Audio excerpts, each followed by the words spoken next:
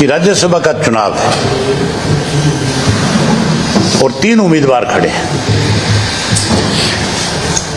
जिसमें 2 बीजेपी के और 1 कांग्रेस का है। बीजेपी ने कहा तो ये कि समर्थित है, लेकिन वो उनकी पार्टी के पदाधिकारी हैं। और मैंने आपसे कहा था कि मैं उन साथियों की राय जान करके फिर फैसला करेंगे कि हमने किसको अपना वोट कास्ट करना। उन सब की एक राय थी, आम जनता की आवाज थी कि आपको कांग्रेस से भी और बीजेपी से, दोनों से दूरी बनानी चाहिए। अब जनता की आवाज को मैं कैसे नकार सकता हूं?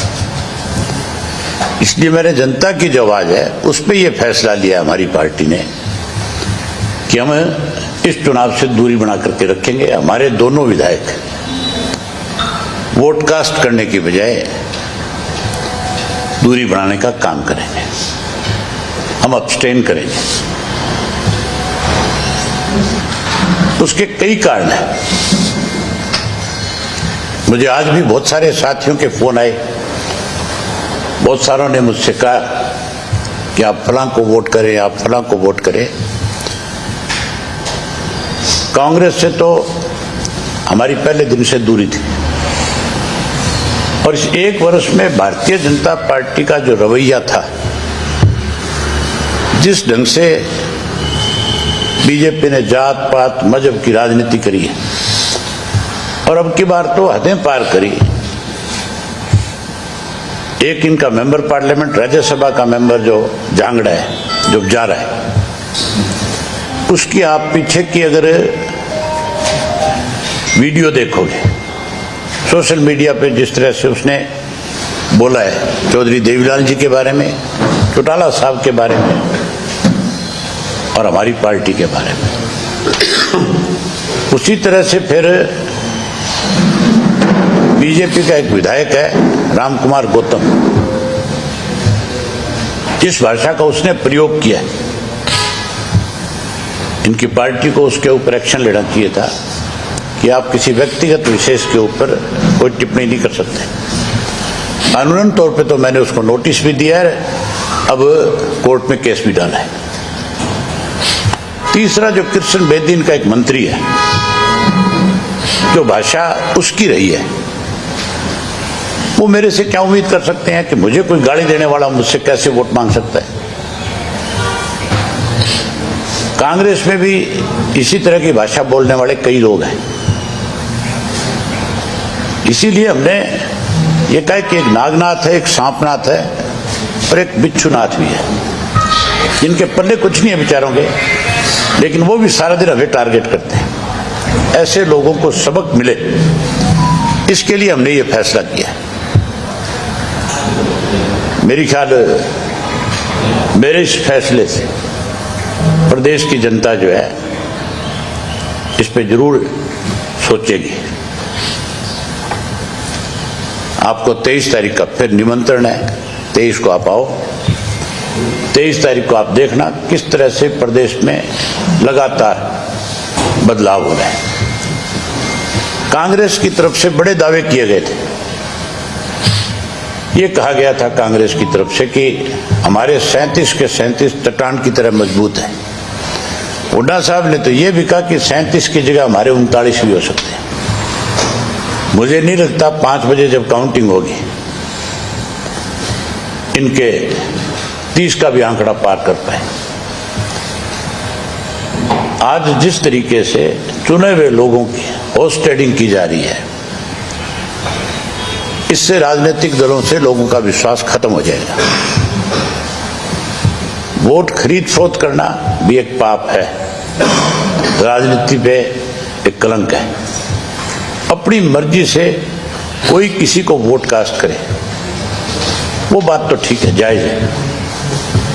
कई दफा कोई कैंडिडेट किसी को पसंद नहीं है, कई दफा पार्टी का फैसला पसंद नहीं होता, लेकिन किसी को आप लालच दो और उसकी चर्चाएं सोशल मीडिया पे चले, आम लोगों में चले कि इतने इतने करोड़ रुपए दे करके खरीद फरोख्त की गई है, उससे भी उस पार्टी की लोकप्रियता कम होती है, बढ़ती नहीं है। और जिस पार्टी का बिकता है उस पार्टी पे भी सवालिया निशान लगता है कि इन लोगों ने जब कैंडिडेट बनाए अपने विधानसभा के, लोकसभा के, तो इन्होंने ये पहचान नहीं करी कि पार्टी के प्रति कितने वफादार रहे। इससे राजनीतिक तौर पे जहां पार्टियों का नुकसान होता है, वहां ऐसे लोग राजनीतिक लोगों के ऊपर भी आम जनता का विश्वास कम करने का काम करते हैं। इसलिए ये सारी चीजें भी नहीं होनी चाहिए। अगर इस तरह की कहीं कोई बात आती है तो इलेक्शन कमीशन को उसके ऊपर संज्ञान लेना चाहिए। अगर कोई वोट क्रॉस होता है तो उसके ऊपर भी इलेक्शन कमीशन को सख्त होना चाहिए, इस पे भी कानून बनना चाहिए। वोट क्रॉस की बजाय वोट डाल सकते हो आप।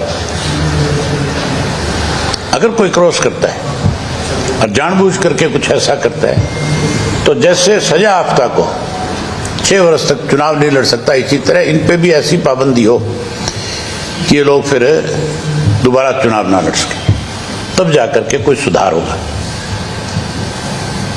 आपकी तरफ से कोई कुछ आप पूछना चाहो तो? जिस तरीके से हरियाणा की बात हो या फिर उड़ीसा की बात हो, उड़ीसा में भी कांग्रेस, देखो आज की डेट में कांग्रेस जो है बीजेपी की खुल करके सब जगह मदद कर रही है। कह तो ये रहे कि हम अपोजिशन में हैं। उड़ीसा के अंदर भी राज्यसभा का चुनाव है, वहां पे भी कांग्रेस के 3 वोट क्रॉस हुए, जो मुझे जानकारी मिली है, जो टीवी पे आ रहा है, जो मुझे किसी ने साथी ने बताया है। इसी तरह हरियाणा में भी कह रहे हैं वोट क्रॉस हो रहा है। कुछ लोगों के नाम सामने आए हैं। 5 बजे के बाद जब काउंटिंग खत्म हो जाएगी तो फिर ये स्पष्ट हो जाएगा कि कौन कौन लोग ये हैं जिन्होंने अपना वोट क्रॉस किया है या जिन्होंने वोट अपना इधर उधर किया। तो सब ये अंतरात्मा की आवाज ये भाई बड़ी इस्तेमाल होती है जब राज्यसभा का चुनाव होता है। आज ही बार कांग्रेसी विधायक कहते नजर आए कि अंतरात्मा की आवाज को सुन रहे हैं। वो आत्मा का पता 5 बजे चल जाएगा, किस किस की आत्मा कहाँ भटकी है।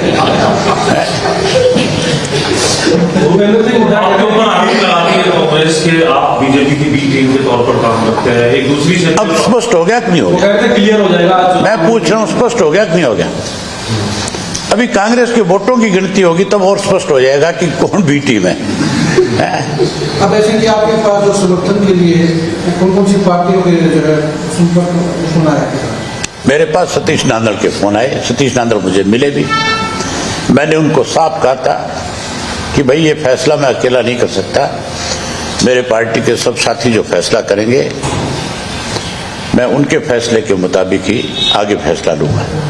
आपके वोटिंग से अपने पीछे रहने की वजह से, वोटिंग से एब्सटेन रहने की वजह से आप जो वोट नहीं कर रहे हैं आईएनएलडी, इसका फायदा भी कहीं ना कहीं कांग्रेस को एक वोट, लगभग 1 वोट से मिलता हुआ। कोई फायदा नहीं होगा इससे। कांग्रेस अपने लोगों को बचाए, मेरे वोट डालने नहीं डालने से कोई फर्क नहीं पड़ता। अगर वो अपने 37 के 37 वोट डलवाते हैं तो मेरे वोट का तो डालूं नहीं डालूं उससे कांग्रेस को क्या फायदा नुकसान है। सर, इस बार राज्यसभा का जो उम्मीदवार कांग्रेस ने बनाया वो एक ऐसे नेता को उम्मीदवार बना दिया जो मतलब यहाँ की गुटबाजी से कह सकते हैं किसी से जुड़े हुए नहीं थे। भूपेंद्र सिंह हुड्डा विधायकों के नेता है, उनके ऊपर जवाबदेही जिम्मेदारी है कि अपने सभी विधायकों के वोट जो है वो उम्मीदवार पक्ष में करवाए। जिम्मेवारी तो हुड्डा जब अपोजिशन लीडर है और हुड्डा ने ही जब टिकट वितरण में सबसे बड़ी भूमिका निभाई है तो जिम्मेवारी भी भूपेंद्र सिंह हुड्डा की ही बनती है। अगर कोई भी क्रॉस वोट करता है तो उसके लिए भी चौधरी भूपेंद्र सिंह हुड्डा ही जिम्मेवार होगा, कोई और दूसरा व्यक्ति थोड़ा ही हो सकता है।